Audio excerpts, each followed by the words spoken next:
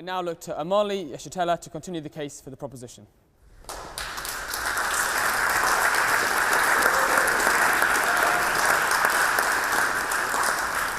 Mr. President, ladies and gentlemen, I have only recently come here from the United States of America. And that being the case, I cannot stand before this august body without prefacing my statement in defense of closer unity of Africa, without stating first my unconditional solidarity with President Maduro and the government and people of Venezuela, who are currently under attack, savage attack, by the declining world hegemon of the United States. I think it's absolutely necessary to say that coming from that country, and especially looking at the fact that the United States travels the world preening, presenting itself as the guardian of democracy and the rights of the peoples around the world, where the reality is that Africans who are colonized in the United States represent at least half of the largest prison population in the world. There are more Africans in prison in the United States than there are people in Djibouti or in Equatorial Guinea. And so we find it very difficult, also recognizing that by their own estimates, it would take 228 years for the income of Africans colonized in the United States to equal that of the colonial white population. So it is absolutely necessary for me to stand here today before you expressing total opposition to the United States government terroristic actions against the people of Venezuela with an attempt to starve the people into opposition to their government. Mr. President, brothers and sisters, comrades, it is also necessary for us to say that this question of a closer union with Africa, or between Africans, or within Africa, is not a purely academic question, despite the fact that this debate is occurring within the pinnacle of bourgeois academia.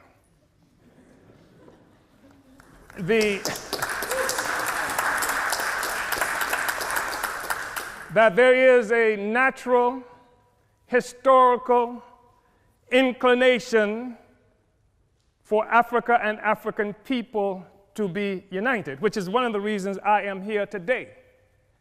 The truth of the matter is that this discussion about the unity of Africa, union of Africans, started much earlier than any incursion, as it might be characterized, of China or the Trump administration into Africa. The reality is that Africa came under assault some 600 years ago when Portugal first came and captured African people and initiated the process that would begin capitalism and would establish and consolidate the identity of Europeans in the world. It is a reality that capitalism rests upon a foundation of African slavery. Africans were first capital. And in order for this to occur and to last, it was absolutely necessary to keep African people divided so that we could not resist this horrible incursion on Africa that continues up to now. I think it's important to be able to say that. I think that we have to say that we've seen example after example by African people to unite. We've seen what used to be warring tribes in this geographical terrain that we occupy at this moment, able to achieve a sense of sameness that people refer to as nations, founded on a common economy that came from slavery and colonialism.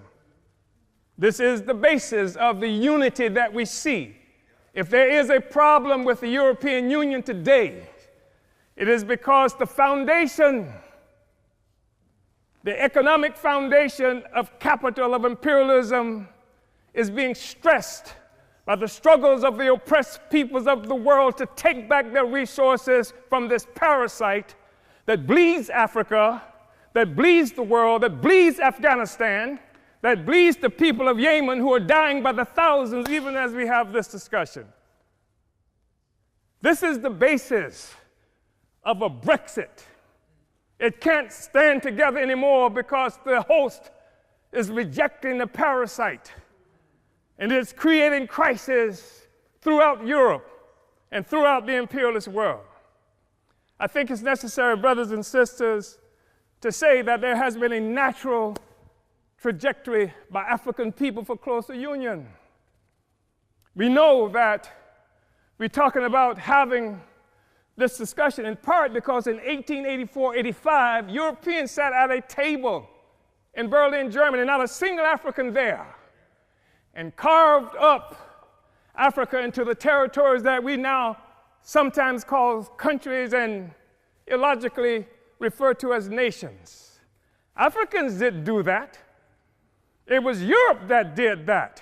It was Europe and imperialism that required Africa to be divided so that the resources of Africa, both human and material, could come and pave the streets in London and grow the buildings in Amsterdam and bring clean water to New York, while the streets in Sierra Leone are not paved. And the people in Sierra Leone do not have clean water. And there's no national electric grid there. It is necessary to keep Africa divided by European imperialism and by all the imperialism in order to continue to suck the resources from Africa so that cell phones could exist here, so that Steve Jobs and the others could achieve some great notoriety from the coltan that comes from Congo, where Leopold killed at least 12 to 15 million Africans in order to conquer and keep Africa in the condition it's in today. We talk about a united Africa and African Union because of what European imperialism has done to Africa to keep us divided. We know it's true. We saw 100 years or so ago, Marcus Garvey organized the Universal Negro Improvement Association and African Communities Leagues that stretched across the globe. More than 11 million African people everywhere were connected to this. Africa for Africans, at home and abroad. That was the cry. Not Africans for Nigerians that didn't even exist until the British created it in 1915.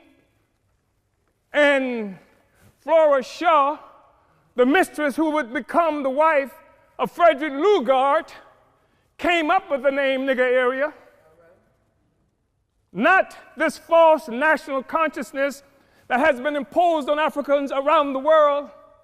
So that when the Portuguese found shrimp on West Africa and then named it for the Portuguese word for shrimp, Cameroon, it is not true that they are shrimp despite the fact that the people call themselves Cameroonians today. It is a false national consciousness. The false national consciousness that created the American Negro, that created the Black Brit, and the Afro-Swede. We are one Africa, one nation, and we must have closer union. But in order for that to happen, it has to be a revolutionary union. The Organization of African Union, created on May 25th, 1963 in Addis Ababa, Ethiopia, was part of an effort to circumvent efforts by Kwame Nkrumah to build a single union of African states. And instead, we come up with an Organization of African Union that codified the colonial borders that were created by Europe in 1884 and 85. We have to be able to break out of this, but it's going to take revolution in order to do this. African revolution in order to do this. African revolution that will destroy imperialism and the world economy that's responsible for the growing immiseration of the masses of people around the world. Uhuru.